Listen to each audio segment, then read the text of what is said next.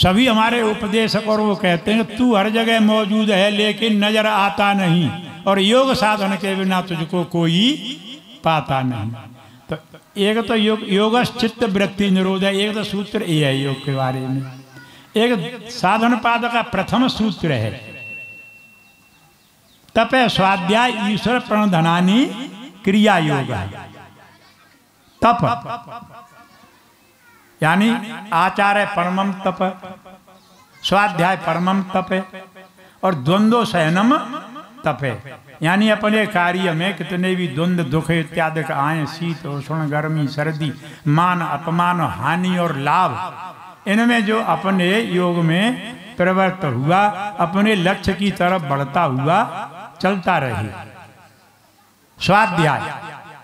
स्वाध्याय जो है अपने का करना चाहिए पहले तो, कि मेरे कितने कर्तव्य कर्म जो हैं मानव जैसे हैं और वेदानुकूल हैं शास्त्रानुकूल हैं, और कितने कर्म मेरे जो हैं इनसे विपरीत हैं। तो विपरीत कर्म जो है हमें छोड़ देने चाहिए, और जो है हमारे लाभ के जो वेद के अनुकूल हैं वो कार्य हमें करने चाहिए। माता और बहनों सभी यह इसीलिए लगाया जा रहा है कि सबका सुधार हो। प्रत्येक को जो है सुबह और शाम संध्या अवश्य करनी चाहिए। संध्या नहीं करते हैं तो वो कृतघ्न यानी पापी हैं। संध्या करेंगे तो ईश्वर में विश्वास होगा, हमें श्रद्धा बढ़ेगी।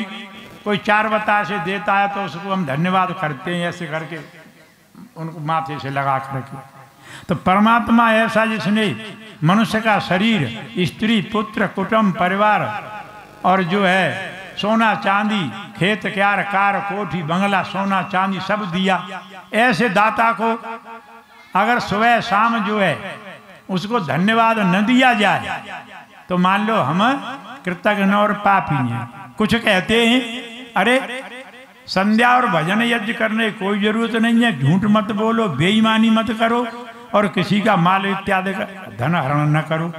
तो यहाँ तक तो पशुता है, पशु न तो किसी का धन हरण करते हैं और न झूठ बोलते हैं, बोलते तो नहीं है। और जितने जो 4-5 बातें ने बताई वो पशुओं में हैं। यहाँ तक हमारी पशुता है। अगर बेटी ने कल परसों बताया था कि धर्मेण हीना पशुवी समाना, यानी जो हम धर्म नहीं करते हैं, ईश्वर की स्तुति प्रार्थना उपासना नहीं करते हैं, तो हम जो है पशुओं से भी बदतर हैं ये मामले। तो इसीलिए हमें सुबह शाम प्रत्येक को, माता बहनें कहती हैं कि तुम तो सन्यासी हो, नहा धो करके संध्या बैठ जाते हो, सवेरे ही 3 बजे जगते हैं हम, और ये हमारे वानप्रस्थी जी हैं ये भी 3 बजे ही जगते हैं। हमें बहुत से कार्य करने पड़ते हैं। बेटियों तुम भी कर सकती हो, जब जगती हो तभी अपनी चारपाई पे बैठ जाओ, और मंत्र आते हो तो मंत्र ते नहीं, गायत्री मंत्र का जाप करो। गायत्री मंत्र भी किसी पर नहीं आए तो ओम का जाप करो। और ये नहीं कि ना स्नान ध्यान करके ही अरे कर लें, वैसे ही वो तो सबखन सुनते हैं, जब लोगे तभी सुनेंगे। तो कहने का तात्पर्य है तो योग जो है हमें अवश्य करना चाहिए। तो कहने का तात्पर्य है तपे स्वाध्याय ईश्वर प्रणधनानी, ईश्वर को हम अपने साथ सर्वत्र समझें। ऐसा कोई समय नहीं है जहाँ हम अकेले हों, ईश्वर हमारा साक्षी है। हमें पुनर्जन्म में विश्वास हो और ईश्वर में भी विश्वास हो। और जो योग के अंग हैं सबसे पहले के वो करने चाहिए। 8 अंगों का यहाँ से भाषण होता है, लेकिन पहले यम और नियम हैं। यम जो है अहिंसा, सत्य, आस्ते, ब्रह्मचार्य, अपरिग्रह, ये 5 यम हैं। और ये दूसरों के साथ प्रयोग होते हैं बहादुर जी, दूसरे के साथ।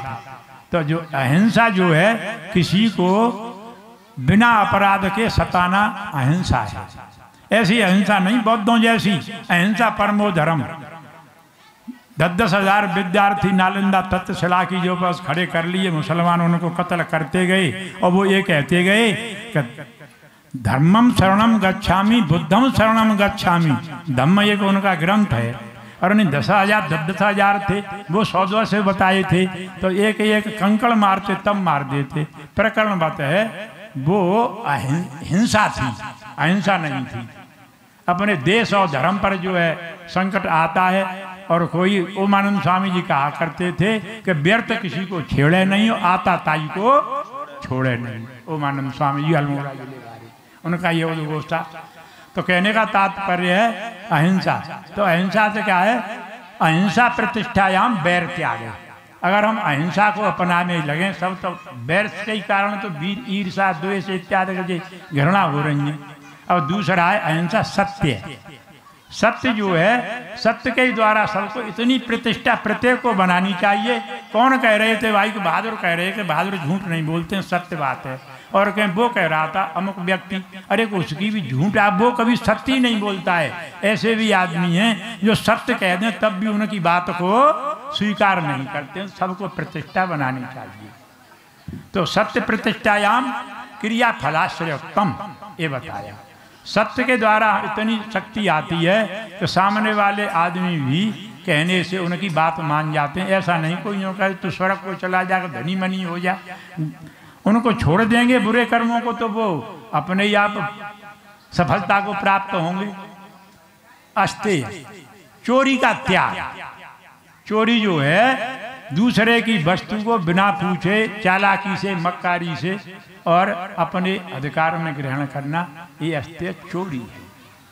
तो बताया अस्तेय प्रतिष्ठायाम सर्वरत्नोपस्थानम, यानी जो चोरी का त्याग कर देता है मन वचन से तो उसके लिए कोई कमी नहीं रहती है, सब प्रकार की वस्तुएं सुलभ उसको हो जाती हैं। अब चौथा है अहिंसा सत्य ब्रह्मचर्य।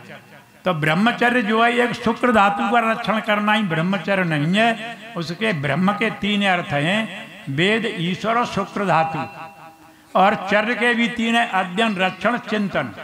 एक कोई शुक्र धातु का तो रक्षण करता है लेकिन ईश्वर में उसका विश्वास ही नहीं, उसकी बात ही को नहीं मानता है।